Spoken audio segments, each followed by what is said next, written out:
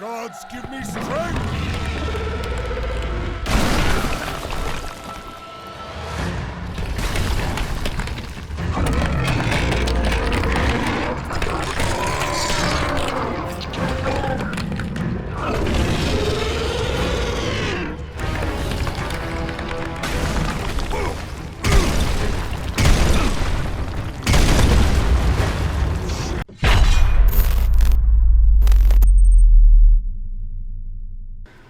Okay, so hello everyone. Today we are going to talk about how to play God of War Ascension in Windows 10 with RPCS3. So the reason I am actually creating this video is that so far I have found in the internet and in the forums there are some solutions how to play this game with RPCS3, but with my personal experience, there is no one secret sauce that worked for me. I had to actually mix and match different solutions to create my own solutions. And I was able to play this game in 4K with 30 plus FPS, which was almost reaching to 60 FPS some point. And I want to share this information with you guys if you want to actually play this game with RPCS3.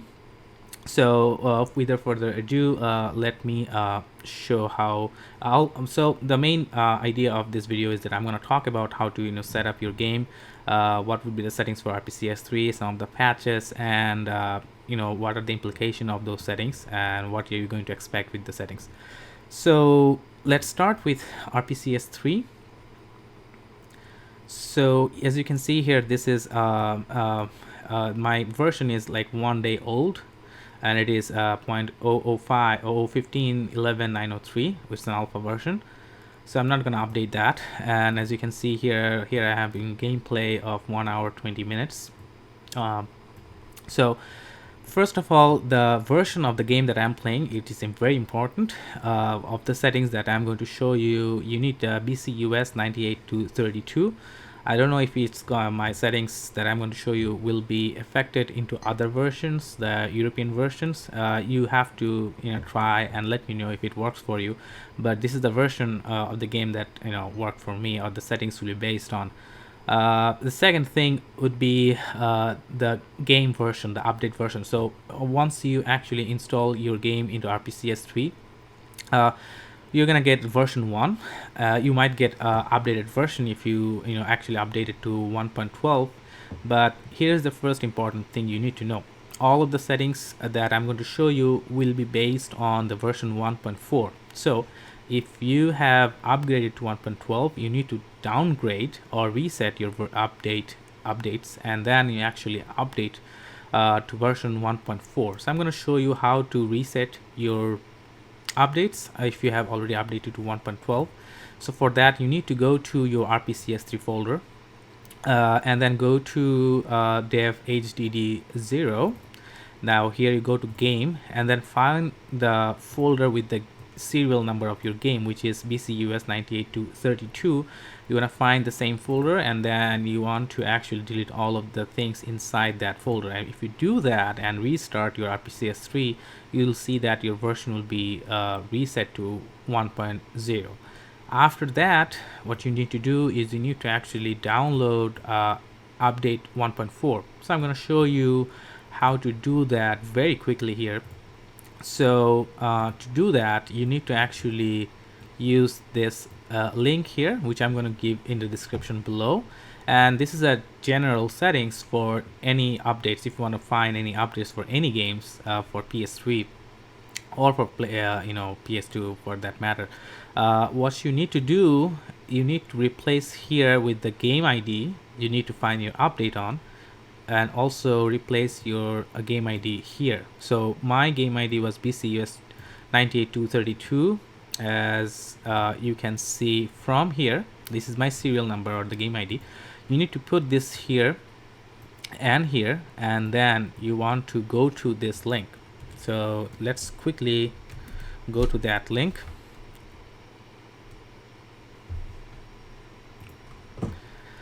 So if you actually go here, you want to get this XML file. Now you might get a flag to say that this is not secure, so you need to get past that. You need to accept the risk, and then your browser will let you open this URL. After you open the URL, after accepting the risk and everything, you're going to get this XML file. So here you are going to see each version of that game, and with a corresponding download URL for that version. So we are looking for version 1.4, and the URL is given here. What you need to do, you need to copy this and then put it into another tab, and you can see on the bottom your package is actually downloading. So I have already downloaded the package, so I don't need to download again. But yeah, that's how you actually download your update package. And then after you download the package, what you need to do, you need to go to file in RPCS3, and then go to install package, and then click that package that you just downloaded, and then your version will be updated to 1.4. So after this, let's talk about the configurations of the game. Okay, so for the configuration of the game, before I show you anything, if you try to start this game without changing any configuration with the default boot settings, there's 95% time I'm 95% sure that you're gonna find the black screen, or you're gonna stuck in the intro. So the settings that I'm gonna discuss is on two things. First, you need how to solve that black screen problem, and how to get a 30 plus or above frame per second in your game. So I have already told you my RPCS3 version, but let me also tell you the my computer system and some of the specs. So I am using AMD Ryzen 9 5900HS, which has 8 core and 16 thread. This is the next gen, 2000. It came out in 2021. Also equipped with graphics of RTX 3070. So I'm using a laptop of ROG Zephyrus Z15.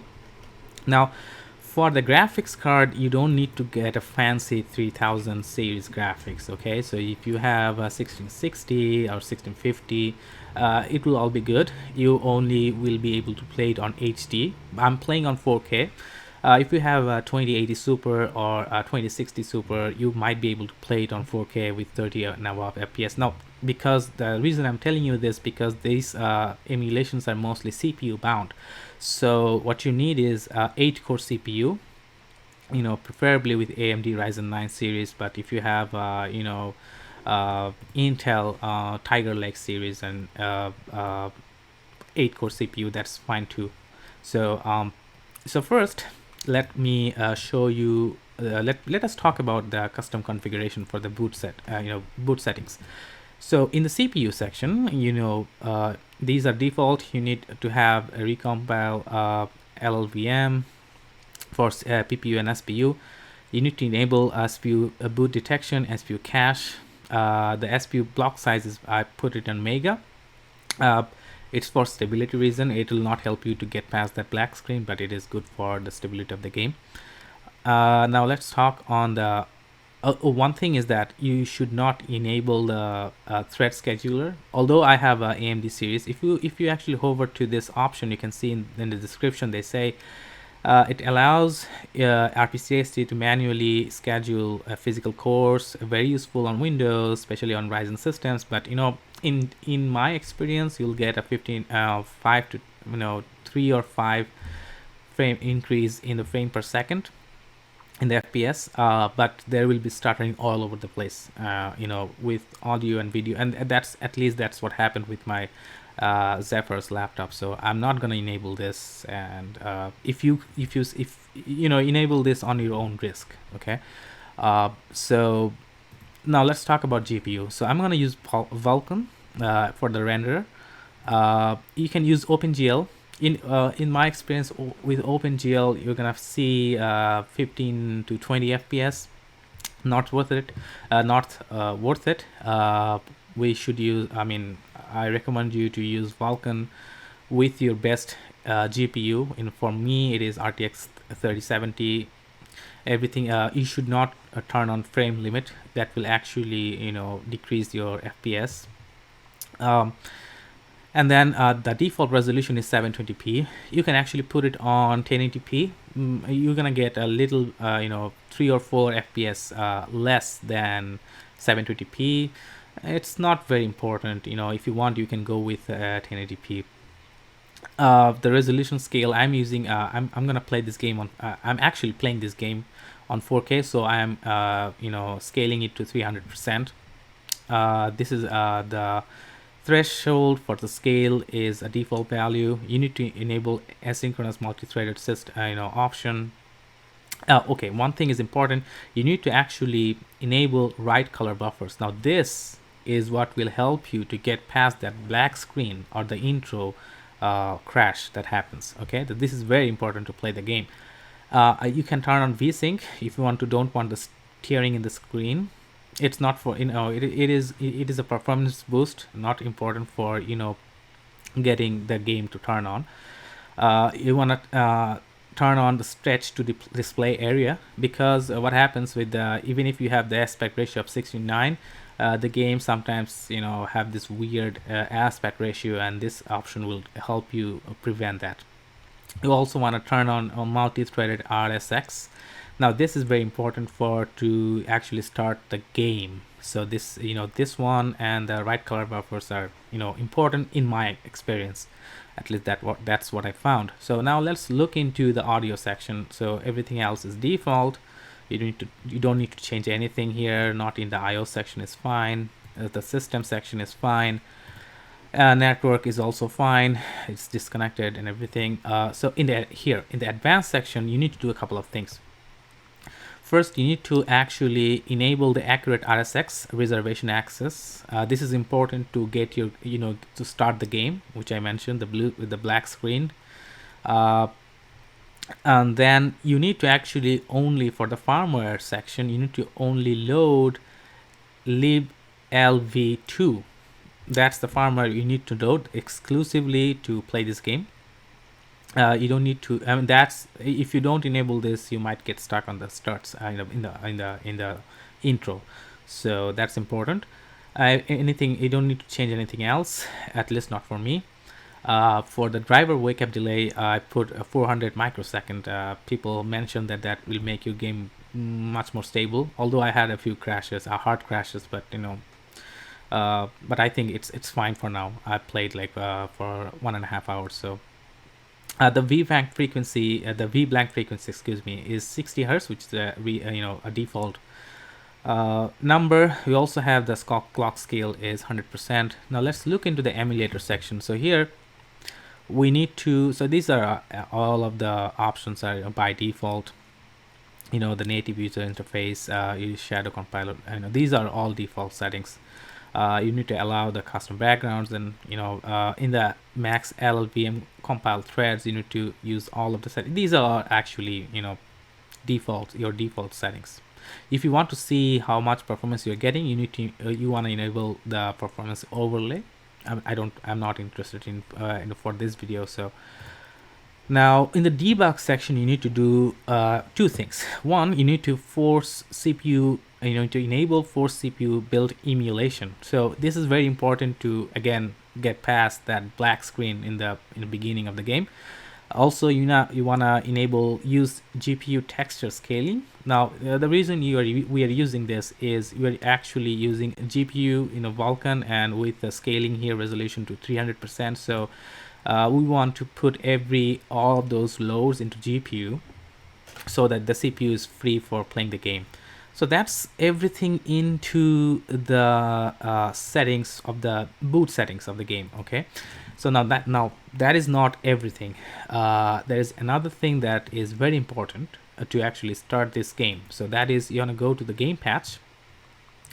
Now if these things are not populated for you, click the download latest patches here, and then everything will be populated here on the game patches or the patch manager. So first you want to go to all titles, all serials, and disable SPU MLAA for God of War Ascension 1. Now this is actually what cookie version of the patch. Very important for play this game, otherwise your game will not start again. Now now after doing this, your game will start and you can play the game, but your frame rate will be 15 to 20 fps. To actually get past that and get 30 plus fps, you need to do another thing. You need to find the God of War Ascension here and then find the version of the game. So my version, as I said, is 232, which is here 232, and my update is 1.4, as you can see here. So we're gonna go here and then disable the depth of field, disable MLLA, disable the motion blur.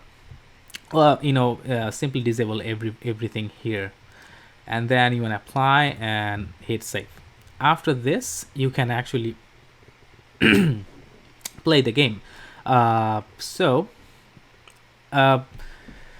one thing is that if you want to record your gameplay, do not use OBS Studio, because OBS Studio also use CPU resources and RPCS3 CPU bound.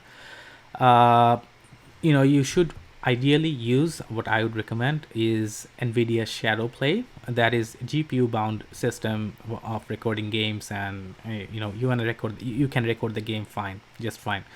I'm doing the same thing, by the way. Okay, so this is why I'm not gonna show. I cannot show you how the game looks like while I'm using OBS Studio here. OBS is working kind of funky with my new hardware. So okay, now next I'm gonna talk about some of my initial experience in the game. This is very important because what happens is that for the first 10 to 15 minutes of the gameplay, your experience will not be very great. You might see stutterings. The frame rate will be 15 to 20 fps. The game might crash a little bit, but you know uh, you can be very assured that this will be temporary, because I had this for 15 to 20 minutes, and then when actually you wanna pass that intense scene in the beginning of the game, then your gameplay will pick up, and your FPS will go to 30 plus and almost 60 at some point. So I'm gonna talk about those things in my right now.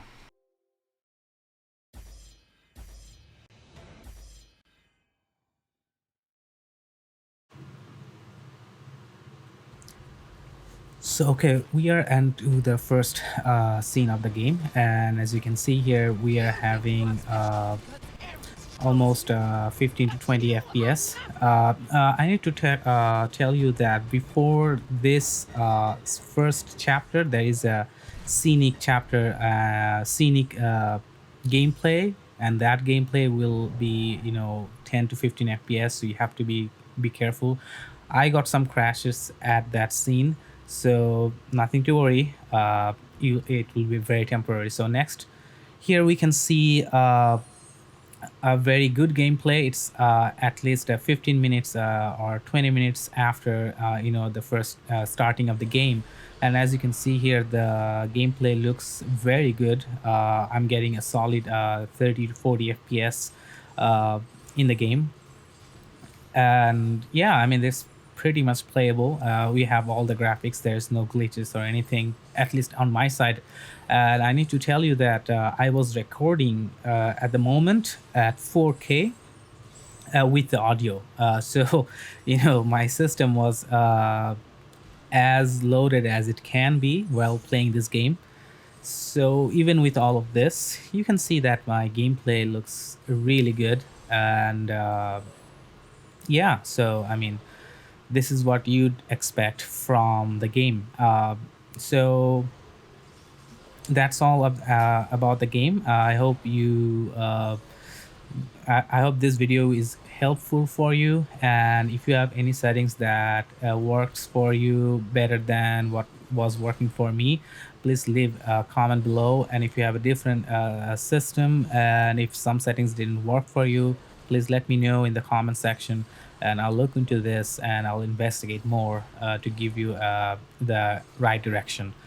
So thank you very much for watching. If you like this video, please click the like button and share this with your friends. If you dislike the video, please click dislike button, and thank you. Until the next time, I'll see you again.